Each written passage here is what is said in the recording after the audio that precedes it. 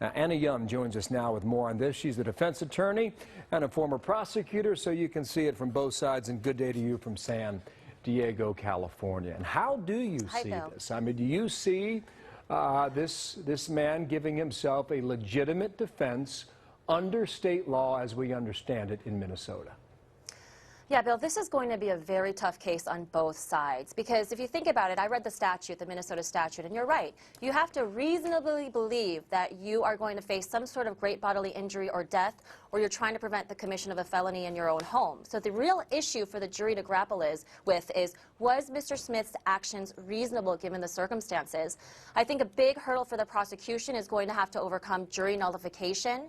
Will a jury empathize with him and say, look, he was the victim and these people were breaking into his home? Or will the defense have to overcome the burden of his actions, the fact that he shot multiple times and that he did not report this right away? If this was really a self-defense, why did he not report it right away? State law says I think this is going to be a tough case. Okay, state law, no duty to retreat inside one's own residence, but there is a duty under law to, quote, act reasonably when using force in self-defense. Now, as a prosecutor, how can you prove he was lying in wait? Well, I think the prosecutor is going to use building blocks to try to prove their case, in the sense that he was sitting in the basement, he had snacks and water with him, he had 2 loaded firearms, and he had a tarp.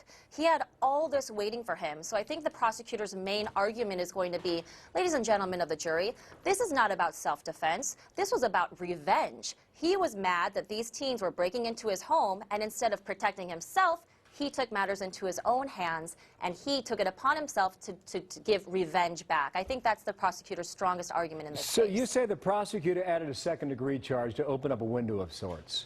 And the window, you believe, is that they're not confident they can get a first-degree conviction. Why do you think that?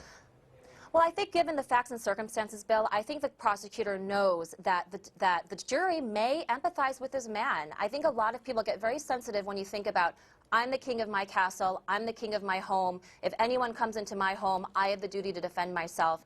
And I think that the prosecutor knows that in advance and knows that the jury, in fact, might sympathize with him and might go his way because they may not want to convict. And so I think that they're opening this door by giving the jury a second option. Yeah. You know what? If you don't believe he's guilty of first degree, then he's guilty of second. Quickly, how did jurors take his own words? Do they help him or do they hurt him? Well, I think it really depends upon the facts and circumstances, and I think those audio recordings are going to be crucial in this case, Bill, because he's saying that she laughed and that he shot, but then if they're hearing recordings of him saying, you're dead right away, and they don't hear laughter, that really may poke some holes to his credibility. So I think the jury's really going to have to listen to those recordings, and if he testifies, then they're going to have to take that into consideration. We'll see when that happens. Thank you. Anna Young, thank you for your time out of San Diego. Appreciate it. Thanks, Bill.